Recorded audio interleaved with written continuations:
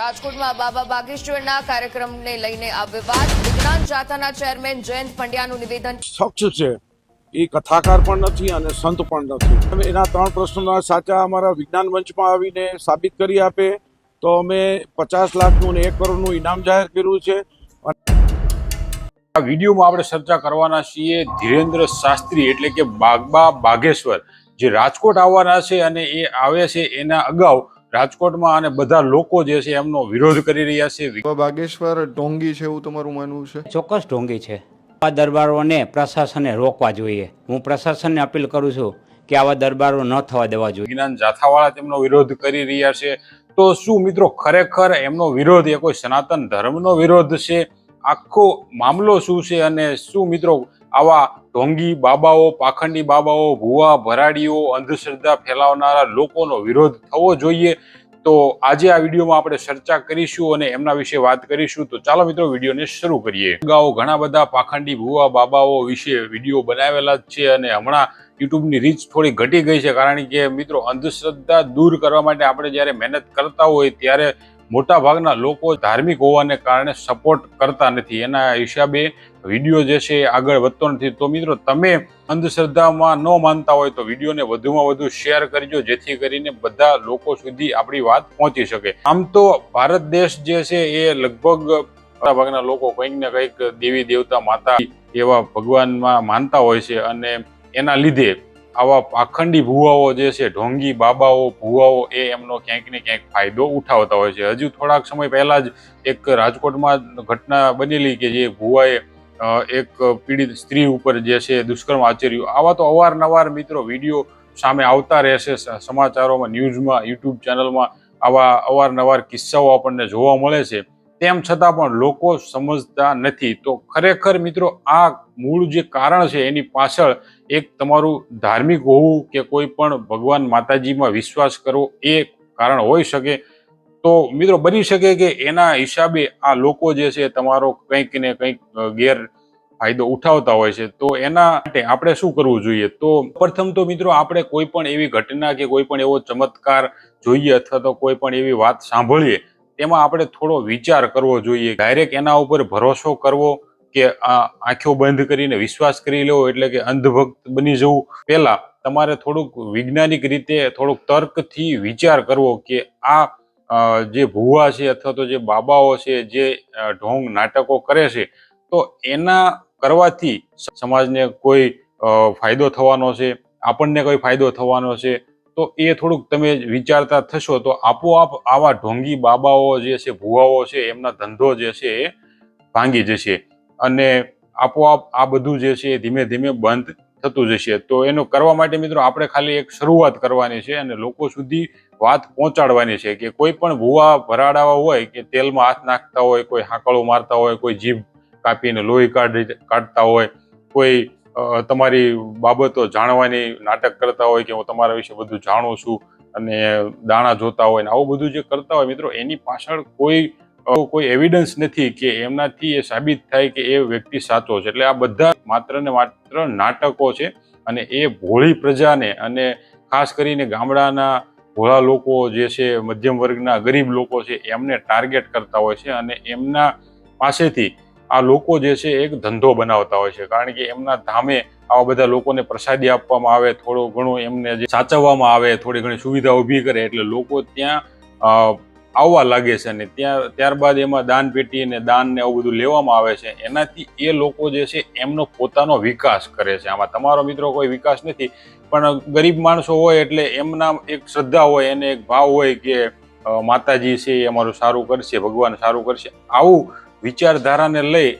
આ માનસિકતાને લઈ આવા લોકો જે છે એમનો ગેરફાયદો ઉઠાવતા હોય છે. અત્યારે મિત્રો હાલ તમે સોશિયલ મીડિયા પર જોશો તો મોટા ભાગના આવા ભુવાઓ ભરાડાઓ જે છે એ વિડીયો બનાવી અને સોશિયલ મીડિયા ઉપર પોસ્ટ મૂકતા હોય છે, જેના કારણે બધા લોકો એવું જોવે અને કંઈક એમાં એવું ચમત્કાર દેખાડવાની કોશિશ કરે, જેથી કરીને બીજા લોકો પણ ત્યાં દોરવાઈ જાય અને એ પણ એમનો સમય અને પૈસાનો બગાડ કરી અને એ લોકોને ત્યાં જતા હોય અને એ લોકો જ્યાં બધા માણસો વધારે પ્રમાણમાં સંખ્યા એકઠી થાય ત્યારે એમનો બીજો એક વિડીયો બનાવી લે અને એવું કહેતા હોય કે આ ફલાણા માતાજી ને આ છે એમનો આ ચમત્કાર છે કે એમનો આ છે કે એટલા માણસો અહીંયા છે, આવો બધા વિડીયો બનાવી અને સોશિયલ મીડિયા ઉપર એક જાતનું માર્કેટિંગ કરતા હોય. એટલે કે વિડીયો બનાવી અને શેર કરે એટલે બીજા જોવે, ત્રીજા જોવે, એવી રીતે બધા લોકો ત્યાં ભેગા થતા હોય છે. એના કારણે મિત્રો અંધશ્રદ્ધા છે એ વધતી જાય છે. સિમ્પલ આપણે જોવા જઈએ તો ભારત એમ માનો કે ખૂબ ધાર્મિક દેશ છે, તેમ છતાં પણ આપણે ભારત દેશમાં આટલી બધી ભ્રષ્ટાચાર, બેરોજગારી, લોકોની માનસિકતા છે એ કે કઈ હદ સુધીની છે એ આપણે જોઈ જ શકીએ છીએ.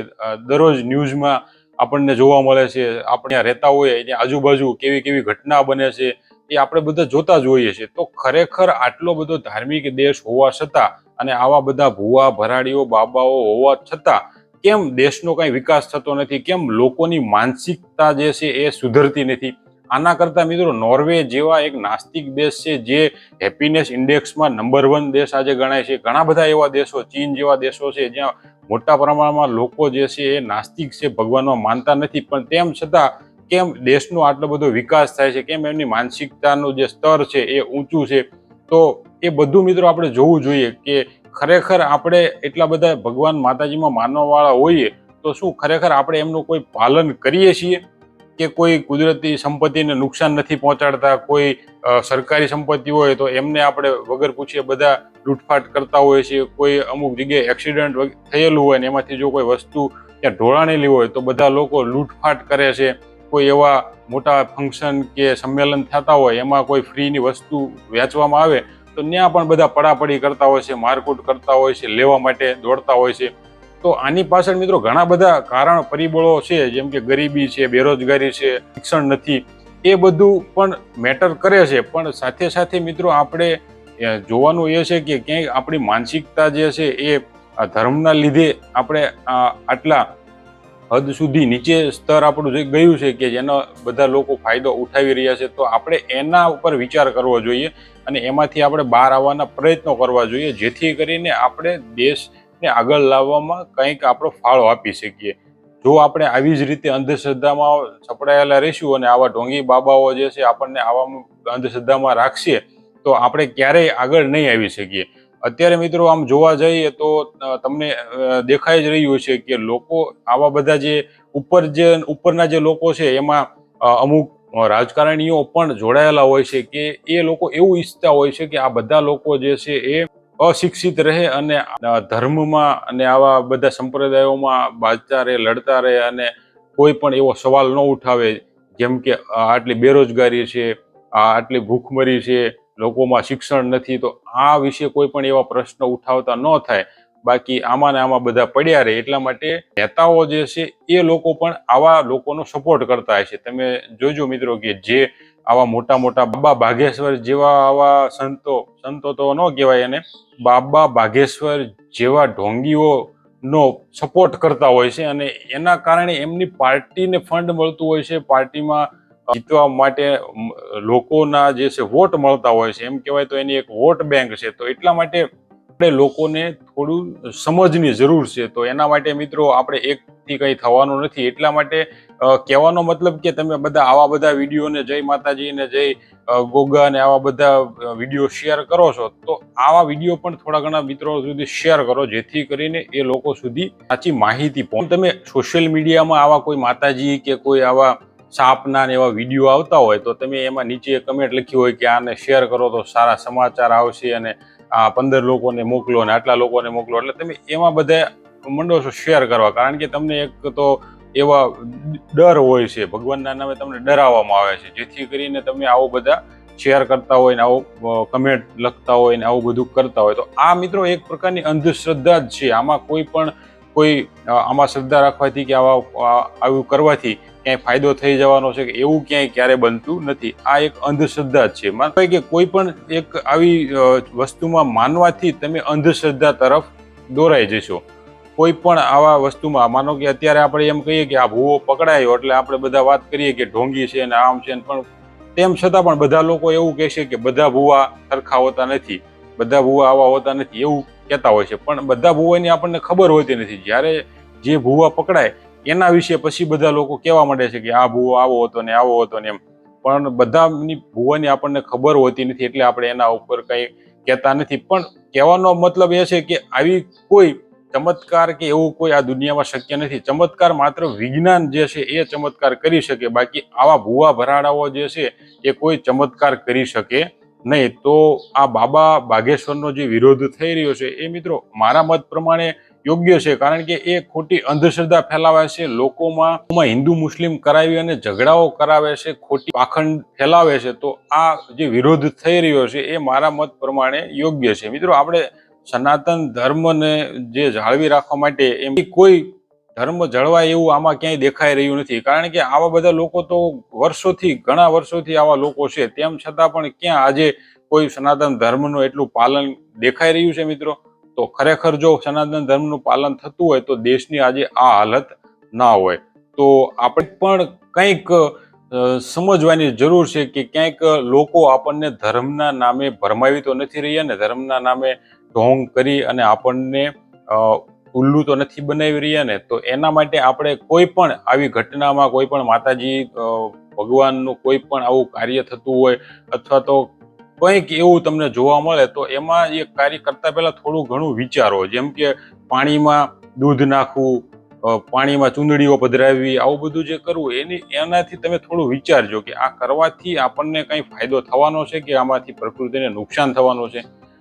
તો એ વિચાર કરશો તો મિત્રો ભવિષ્યમાં કદાચ સુધારો આવી શકે. જેમ કે મિત્રો ઘણા બધા લોકો અત્યારે તહેવારો આવે એટલે મૂર્તિઓ, ભગવાનની મૂર્તિઓ અને ફોટા ને આવું બધું ખરીદતા હોય છે, અને ત્યારબાદ જ્યારે એ પ્રોગ્રામ કે ફંક્શન કે તહેવાર પૂરો થઈ જાય એટલે ત્યારે એ જ ભગવાનના ફોટા અને મૂર્તિઓ ગટરમાં અને એવી ગંદી જગ્યાઓમાં નાખી દેતા હોય છે. તો મિત્રો ખરેખર તમે જો ભગવાનમાં માનવાવાળા વ્યક્તિ હોય તો તમે આવું કેમ કરી શકો એમ? તો એ પણ એક વિચારવા જેવી બાબત છે. અને બીજું મિત્રો કે અત્યારે આપણે જોઈએ સોશિયલ મીડિયામાં તો બધા લોકો ભગત હોવાનો અને ધાર્મિક હોવાનો દેખાવ કરવા માટે એક વિડીયો બનાવી રહ્યા હોય એવું લાગી રહ્યું છે. જેમ કે સોશિયલ મીડિયામાં અત્યારે ઓલા સિલિકોનના ગુડ્ડા જેવા, પૂતળા જેવા જે છે એવા ભગવાન જેવા બનાવી અને એમને નવારે, એને રમાડે, એને ખવડાવે અને આવું બધું કરતા હોય. મિત્રો એ એમની શ્રદ્ધાનો વિષય છે, એ વાત અલગ છે. તો પણ એમની શ્રદ્ધાનો વિષય અને એમની માન્યતા શ્રદ્ધા હોય તો એ સોશિયલ મીડિયા પર બીજાને દેખાડવાની એમાં શું જરૂર છે? એમને ભક્તિ હોય તો એમના ઘરે એને એ જે કરવું એ કરે, ઊંધા પડી જાય તો આપણને એમાં કોઈ ફરક પડવાનો નથી. પણ એ લોકો એવું નહીં, એ બીજાને દેખાડવા માંગે છે કે અમે ભગત છીએ, અમે આવા છીએ. સોશિયલ મીડિયામાં શેર કરે, સ્ટેટસમાં આવા વિડીયો મૂકે અને એવું દેખાડે કે અમે ભગવાનને આવા સાચવીએ છીએ અને દેખાડશે. એટલે આપણે પણ મિત્રો એમાં પછી આપણે પણ એમાં દેખાડો કરવા માંગતા હોય તો આપણે પણ એના વિશે બોલવું જરૂરી છે. તો આવા તો ઘણા બધા મિત્રો ઉદાહરણો છે, એ કહેવા જઈએ તો સાંજ પડી જાય, પણ આજે વિડીયોમાં વધારે ટાઈમ નથી લેવો અને આવા જ વિડીયો આપણે કન્ટિન્યુ મિત્રો બનાવતા રહીશું. અંધશ્રદ્ધાને નાબૂદ કરવો અને એક તાર્કિક બનવાનું વૈજ્ઞાનિક અભિગમ, વૈજ્ઞાનિક સોચ ડેવલપમેન્ટ કરવાની છે, એટલે કે સાયન્ટિફિક ટેમ્પરામેન્ટ જે છે એ લાવવાનો છે, જેનાથી આપણે કંઈક નવું સંશોધન કરી શકીએ. દુનિયાભરના દેશો વિદેશોમાં તમે જુઓ આટલી બધી ટેકનોલોજીની શોધ થઈ છે, આટલી બધી નવા યંત્રો, ગેજેટો વિકસાવ્યા છે, જ્યારે ભારતમાં મુખ્યત્વે જોવા જઈએ તો એટલી ખાસ કંઈ ફાળો આપેલો નથી અમુક ચીજોને બાદ કરતા. તો આપણે એ પાછળ કેમ પાછળ આપણે રહી ગયા છીએ? આપણી પાસે આટલા બધા બાબા બાગેશ્વરો છે, આટલા બધા પંડિતો છે, આટલા બધા સાધુઓ છે, તો કેમ આપણે આગળ નથી આવી શકતા? એનું કારણ શું છે? તો ક્યાંક મિત્રો કારણ એ તો નથી ને કે ધર્મના નામે આપણને ક્યાંક ને ક્યાંક દબાવવામાં આવે છે, ક્યાંક ને ક્યાંક સવાલ કરતા રોકવામાં આવે છે, એના કારણે આપણે આગળ નથી, એવું તો નથી ને? તો એ મિત્રો આપણે વિચારવાની જરૂર છે અને આપણે એક નવા અભિગમ સાથે જો આગળ વધીશું તો આવી અંધશ્રદ્ધાઓ, આવા પાખંડી ભુવાઓ, બાબાઓ, એમનો જે છે એ ધીમે ધીમે અંત આવશે અને એક સારા સમાજનું નિર્માણ થાય એવી આશા સાથે નવા વિડીયોમાં મળીશું. ત્યાં સુધી જય હિન્દ, વંદે માતરમ.